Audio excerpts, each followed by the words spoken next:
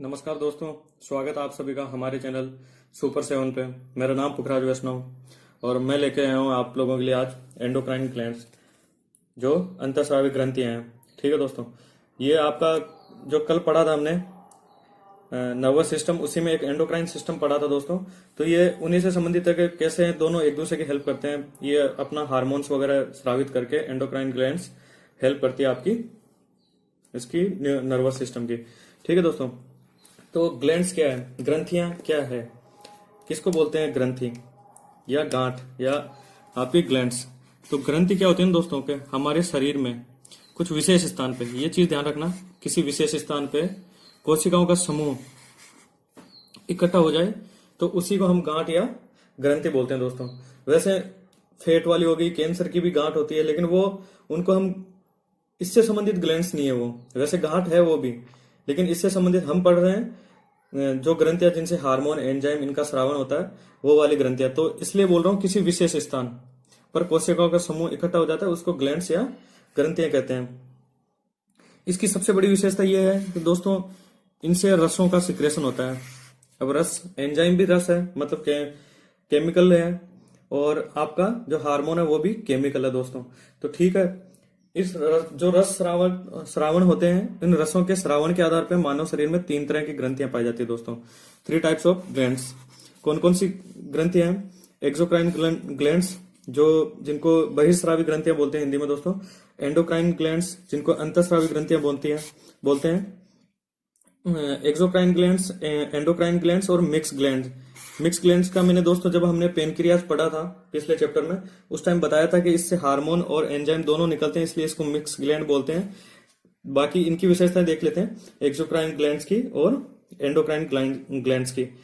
तो exocrine glands क्या होती है दोस्तों? होता क्या है, इससे निकलने वाली जो रस है ना दोस्तों, दोनों से ही रस निकलते हैं, दोनों से ही केमिकल निकलता है। तो इन केमिकल में जो इसके रस निकलते हैं इनको बोलते हैं हम एंजाइम।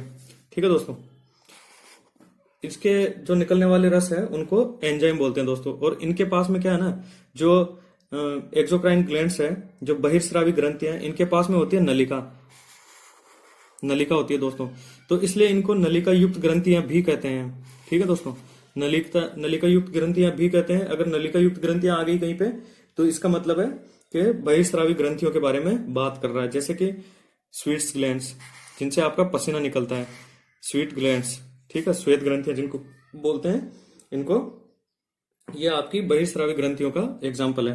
ठीक है दोस्तों, इसी तरह से एंडोक्राइन ग्लैंड्स कौन सी होती है कि इनसे जो रस निकलता है दोस्तों, एंडोक्राइन ग्लैंड से, इनसे निकलने वाले रस को बोलते हैं हार्मोन।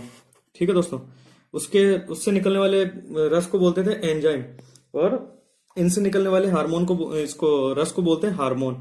उसके पास नलिका है दोस्तों, इसके पास कोई नलिका नहीं है, इसके पास नलिका नहीं है, इसलिए इसको बोलते हैं नलिका विहीन ग्रंथियां। ठीक है दोस्तों, बहिर्स्रावी ग्रंथियों को नलिका विहीन ग्रंथियां भी बोलते हैं, या इसको बोलते हैं हम अंतःस्रावी ग्रंथियां। सॉरी, बहिर्स्रावी बता रहा हूं, नलिका विहीन ग्रंथियों को ही अंतःस्रावी ग्रंथियां बोलते हैं दोस्तों, क्योंकि इनके पास में नलिका नहीं होती है। जबकि जो बहिर्स्रावी ग्रंथियां हैं उनके पास नलिका होती है, इसलिए उनको नलिका युक्त ग्रंथियां भी बोलते हैं। और नलिका को वैसे डक्ट भी बोलते हैं दोस्तों। ठीक है, DUCT, डक्ट। ठीक है, और इन हार्मोनों का परिवहन, उसमें क्या है ना दोस्तों, नलिकाओं के माध्यम से हार्मोन जहां जरूरत है वहां पहुंचाया जाता है दोस्तों। जबकि जो एंडोक्राइन ग्लैंड्स है, जो बहिर्स्रावी अंतःस्रावी ग्रंथि है, उनमें क्या है ना, इनका परिवहन हार्मोन जो इनका परिवहन होता है ना हार्मोनों का, वो होता है आपके रक्त के प्लाज्मा द्वारा या ब्लड के द्वारा। ठीक है दोस्तों, और जहां पे भी जरूरत है वहां पे इनको, उन कोशिकाओं तक ये हार्मोन्स आपके पहुंचा दिए जाते हैं। ठीक है दोस्तों, तो ये हो गया आपका एक्सोक्राइन ग्लैंड्स, एंडोक्राइन ग्लैंड्स। और मिक्स ग्लैंड के बारे में पढ़ते हैं, क्या है मिक्स ग्लैंड्स। तो जैसा कि मैंने पहले भी बताया दोस्तों आपको, मिक्स ग्लैंड्स क्या है, तो ऐसी ग्रंथियां होती है जिनसे हार्मोन और एंजाइम दोनों का सिक्रेशन होता है, दोनों का मिक्स में सिक्रेशन होता है, जैसे आपका अग्नाशय। ठीक है दोस्तों, इनसे कौन कौन से हार्मोन होते हैं, कौन कौन से एंजाइम्स होते हैं, वो आपने पिछली क्लास में जो अपना चैप्टर पढ़ा था दोस्तों, डाइजेशन सिस्टम, जो फर्स्ट चैप्टर ये, उसी में बता रखा है कौन कौन से आपके इसमें एंजाइम निकलते हैं, कौन कौन से आपके इसमें हार्मोन्स निकलते हैं। ठीक है दोस्तों, तो वापस आते हैं, एक्सोक्राइन ग्लैंड्स कौन कौन सी है, एंडोक्राइन। तो इसके अंदर पहला तो हो गया कि इनसे एंजाइम निकलते हैं, इनसे निकलने वाले रस को एंजाइम बोलते हैं, इनको नलिका युक्त ग्रंथियां भी बोलते हैं। अब है कौन कौन से दोस्तों ये, जैसे श्वेत ग्रंथियां, स्वीट ग्लैंड्स, दुग्ध ग्रंथियां जो मिल्क वाली ग्रंथियां हैं, ठीक है दोस्तों, ऑयल ग्रंथियां हैं, अश्रु ग्रंथियां हैं जिनको लैक्रिमल ग्लैंड्स भी बोलते हैं, और लार ग्रंथियां जिनको स्लेवरी ग्लैंड्स भी बोलते हैं, ठीक है दोस्तों। तो श्वेत ग्रंथियां, दुग्ध ग्रंथियां, तेल ग्रंथियां, अश्रु ग्रंथियां और लार ग्रंथियां, ये सारी क्या है दोस्तों, ये सारी की सारी एक्सोक्राइन ग्लैंड्स है, जो बहिस्रावी ग्रंथियां हैं या नलिका विहीन ग्रंथियां हैं उनके एग्जाम्पल है ये सारे, ठीक है दोस्तों।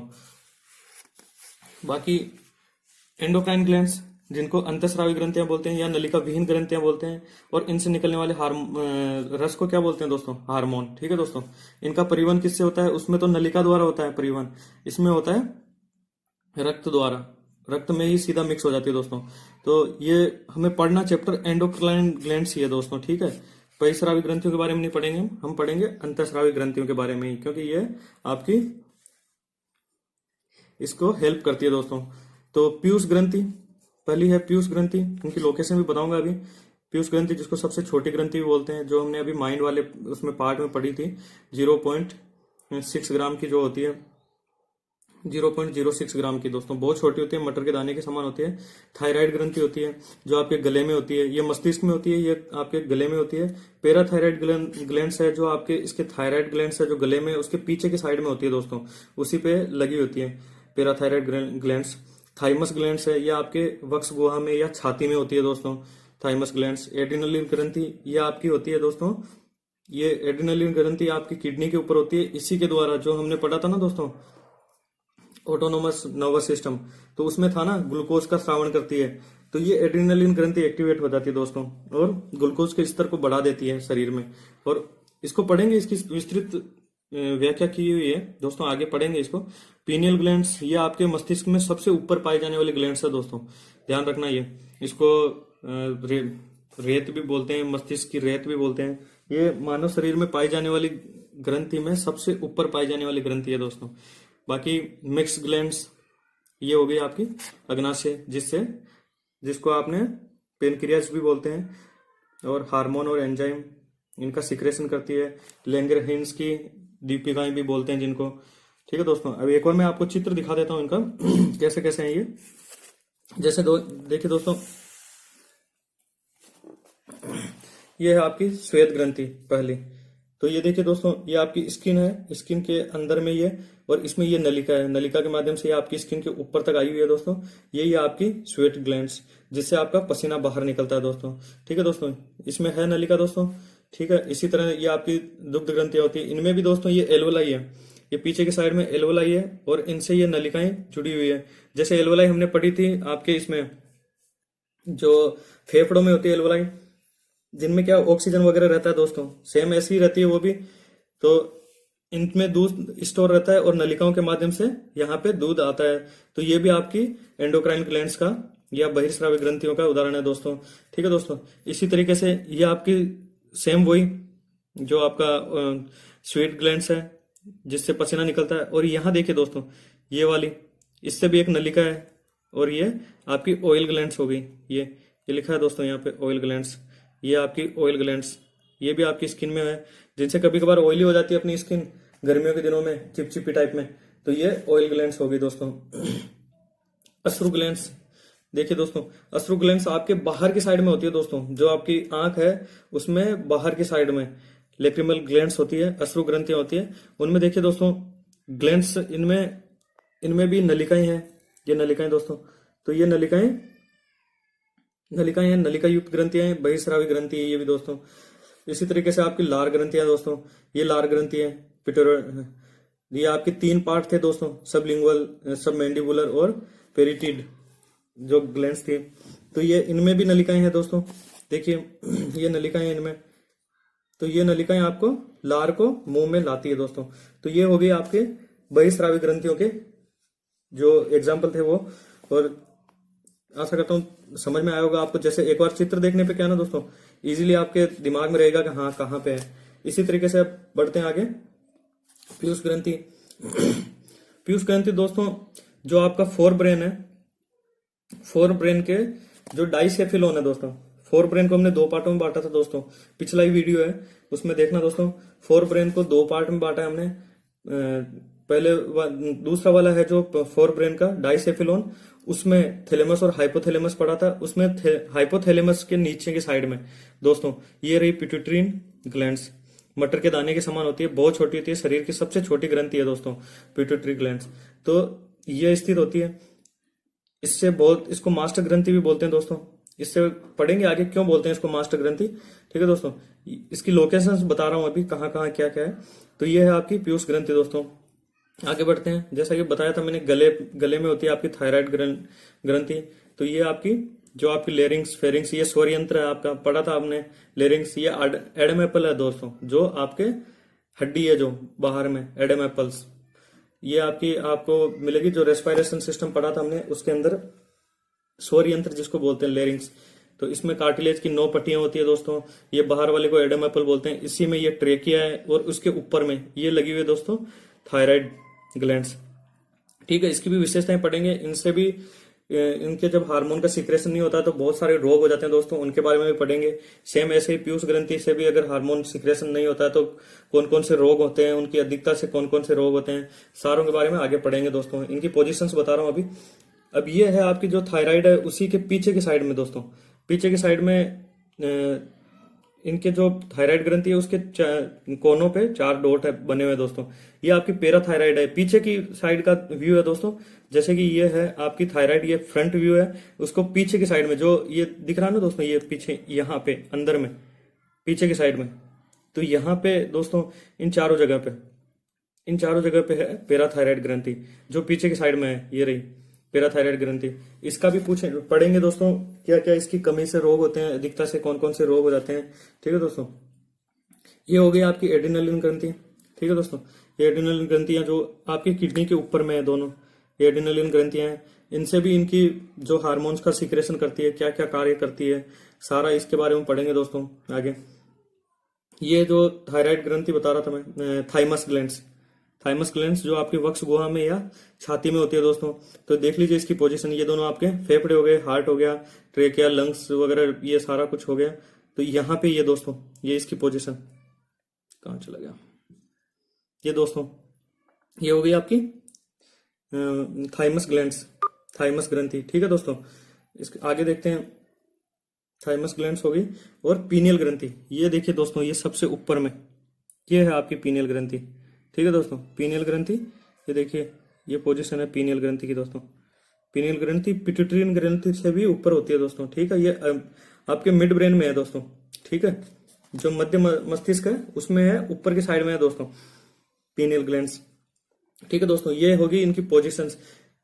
ये देखिए दोस्तों, ये बना रखा है। ये पीयूष ग्रंथि आपकी ये नीचे रह गई यहाँ पे, और ये है आपकी पिट्यूटरी पीनियल ग्रंथि, ठीक है दोस्तों।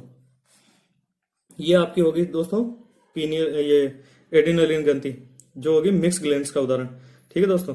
ये मिक्स ग्लैंड्स है, ये आपका पेनक्रियास। तो इसमें दोस्तों ये देखो एक डक्ट भी है, ये नलिका जो आ रही है पूरी, ये नलिका भी और डायरेक्ट भी टच में है दोस्तों। ये जो आपकी ग्रसनी, जिसको हमने डियोडेनम बोला था, ग्रसनी डियोडेनम, इससे कनेक्ट रहती है दोस्तों। और ये आपका वो है दोस्तों गाल ब्लैडर, ये गाल ब्लैडर है जिसके अंदर आपका पित्तरस एकत्रित रहता है दोस्तों। पढ़ा था हमने पित्तरस कहाँ से, लीवर से आता है, और इसके अंदर पित्तरस एकत्रित हो जाता है, जो क्या करता है दोस्तों, जो आपका अम्लीय है भोजन उसको क्षारीय बना देता है, प्लस इसके साथ में इसको पायसीकृत कर देता है, वसा को जल में घुलनशील बना देता है दोस्तों, ठीक है दोस्तों।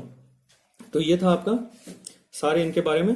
अब देखते हैं इसके आगे, पढ़ते हैं एक एक ग्लैंड्स को, क्या क्या है उनकी विशेषताएं, क्या क्या इनमें उनके कमी से कौन कौन से रोग होने हैं, वो सारा कुछ पढ़ते हैं दोस्तों। पहली बात तो एंजाइम और हार्मोनों में समानता क्या है वो चीज देख लेते हैं। क्या क्या समानता है, क्या क्या असमानता है, वो चीज देखते हैं दोस्तों। समानता क्या है कि दोनों ही रासायनिक पदार्थ है दोस्तों, जो दोनों ही रस है, रासायनिक पदार्थ है दोनों ही। इन दोनों को हम भोजन द्वारा ग्रहण नहीं कर सकते, पहली बात ये ध्यान रखना दोस्तों, ये बहुत इंपॉर्टेंट है। भोजन द्वारा ग्रहण नहीं कर सकते इनको, ये शरीर के अंदर ही बनती है दोस्तों, ठीक है। दोनों का निर्माण शरीर के भीतर होता है, बाहर से ग्रहण नहीं कर सकते, तो ऑब्वियसली सीधी सी बात है दोस्तों के शरीर के अंदर ही बनेंगे। और दोनों घुलनशील है दोस्तों, ठीक है, दोनों घुलनशील है। दोनों रासायनिक पदार्थ है, दोनों भोजन द्वारा ग्रहण नहीं होती है, दोनों का निर्माण शरीर के भीतर होता है, दोनों घुलनशील है दोस्तों। ठीक है, दोनों ही उपापचयी क्रियाएं जिनको मेटाबॉलिज्म जो क्रियाएं हैं उनको निर्धारण में भाग लेती है दोस्तों। मेटाबॉलिज्म क्रियाओं को भाग लेती है। मेटाबॉलिज्म क्या है दोस्तों, एक बार थोड़ा सा बता देता हूं आपको मेटाबॉलिज्म क्या है। उपापचयी क्रियाएं कि मानव शरीर में हमेशा कुछ न कुछ, जैसे कोशिकाओं का निर्माण होता है, बनती है, बिगड़ती है, सिक्रेशन होता है दोस्तों। तो शरीर में हर टाइम कुछ न कुछ, किसी न किसी चीज का निर्माण होता है, कुछ विध्वंस होता है। ये निर्माण और विध्वंस की जो क्रिया है ना दोस्तों, इनको ही मिला जुले स्वरूप को बोलते हैं हम मेटाबॉलिज्म। ठीक है दोस्तों, जो आगे चल के दो भागों में टूट जाती है, एनाबॉलिज्म और केटाबॉलिज्म। एनाबॉलिज्म को बोलते हैं अपचय, और ये जो केटाबॉलिज्म है उसको उपचय, मतलब निर्माण। अपचय मतलब एनाबॉलिज्म का मतलब हो गया निर्माण, और केटाबॉलिज्म का मतलब हो गया विखंडन। तो इन दोनों का मिला जुला स्वरूप को क्या बोलेंगे, मेटाबॉलिज्म। ठीक है दोस्तों, दोनों जैव रासायनिक पदार्थ है दोस्तों। जैव रासायनिक पदार्थ क्यों है कि जीवों में बनते हैं, इसलिए जैव रासायनिक पदार्थ है। रासायनिक पदार्थ है, जैव रासायनिक पदार्थ है, भोजन द्वारा ग्रहण नहीं होते हैं, शरीर के भीतर बनते हैं दोस्तों, घुलनशील है, उपापचयी क्रियाओं का निर्धारण करते हैं, और दोनों की ही बहुत ही अल्प मात्रा की आवश्यकता होती है शरीर में। ठीक है दोस्तों, बहुत ही अल्प मात्रा की आवश्यकता होती है शरीर में। इन्हें एकत्र नहीं होते, ये मतलब समाप्त हो जाते हैं जब इनका अपना काम करते हैं और समाप्त हो जाते हैं दोस्तों। ठीक है, अब इनमें असमानता क्या है, ये सारी समानताएं थी दोस्तों कि दोनों रासायनिक पदार्थ है, दोनों भोजन द्वारा ग्रहण नहीं होते हैं, दोनों शरीर के भीतर बनते हैं, घुलनशील है, दोनों ही उपापचयी क्रियाओं का निर्धारण करते हैं, जैव रासायनिक पदार्थ है, दोनों ही बहुत अल्प मात्रा में शरीर को आवश्यकता होती है और एकत्रित नहीं होते हैं। ठीक है दोस्तों, असमानता क्या क्या है इनमें कि एंजाइम का और हार्मोन का निर्माण कहाँ कहाँ होता है। एंजाइम का निर्माण शरीर की सभी कोशिकाओं द्वारा होता है दोस्तों, ध्यान रखना। रस का सीक्रेशन सारी कोशिकाएं ही करती है, शरीर की जितनी भी कोशिकाएं उनसे एंजाइम का निर्माण होता है। हार्मोन का निर्माण कुछ विशेष कोशिकाएं होती है दोस्तों, उनके द्वारा ही हार्मोन का निर्माण होता है। जैसे पीयूष ग्रंथि हम पढ़ रहे हैं, थायराइड ग्रंथि पढ़ रहे हैं, स्वीट ग्लैंड्स पढ़ रहे हैं, तो इनसे क्या है ना दोस्तों, स्वीट ग्लैंड्स बता रहा हूँ, वो दोस्तों एंजाइम्स का निर्माण करती है, तो आपकी एंजाइम में आएगी। और हार्मोन्स का निर्माण करने वाली कुछ विशेष कोशिकाएं ही होती है दोस्तों, ग्रंथियां ही होती है। अब एंजाइम का निर्माण, इसमें क्या है ना, जो एंजाइम का उपयोग शरीर में एक बार से ज्यादा बार हो सकता है दोस्तों, बार बार हो सकता है, मतलब इसका मतलब है कि बार बार इसका यूज किया जा सकता है एंजाइम का। जबकि हार्मोन का एक बार यूज हुआ, अपना काम किया इसने और समाप्त हो जाता है दोस्तों। ठीक है दोस्तों, उसके बाद में एंजाइम का निर्माण में सबसे महत्वपूर्ण भूमिका निभाता है प्रोटीन दोस्तों। ठीक है, इसका मतलब जो भी एंजाइम है दोस्तों वो प्रोटीन से बने हुए हैं, क्योंकि प्रोटीन ही बनाने में निर्माण करने में महत्वपूर्ण भूमिका निभा रहा है। तो जितने भी एंजाइम है ना वो दोस्तों प्रोटीन है, लेकिन इसका मतलब ये नहीं है कि सारे प्रोटीन एंजाइम है। ठीक है दोस्तों, क्या बोल रहा हूँ एक बार देखिए, ध्यान से सुनिए दोस्तों, सभी एंजाइम प्रोटीन होते हैं। जितने भी एंजाइम है ना दोस्तों, एंजाइम बाद में बन रहे हैं, प्रोटीन पहले है, तो जितने भी एंजाइम है वो सारे प्रोटीन है दोस्तों, लेकिन सभी प्रोटीन एंजाइम नहीं है। इसको दिमाग में बैठाना दोस्तों, सभी एंजाइम प्रोटीन होते हैं लेकिन सभी प्रोटीन एंजाइम नहीं होते हैं दोस्तों।